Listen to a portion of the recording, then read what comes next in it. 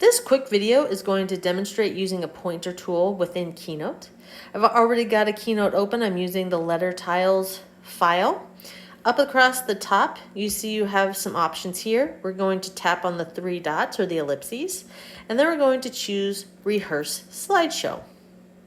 Please note you need to rehearse slideshow and not just play. You do not get this feature if you play the slideshow. Up across the top, you see you have three options here. You want to choose the pencil with the circle around it.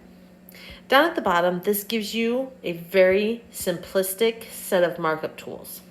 The first option at the bottom is a glowing red dot. That is your pointer tool. If you tap on it, you can now use your finger or your stylus to just move around on the screen. Your students can also do the same thing if they want to air draw letters. You also have different colors down here that you can write on the screen with. Again, very simple. There is no eraser. You need to use the undo button to get rid of anything that you write on the screen. Once you're done, you just hit the done button down at the bottom and it takes you back to the rehearsal page. When you're ready to quit, go up to the top and hit the X.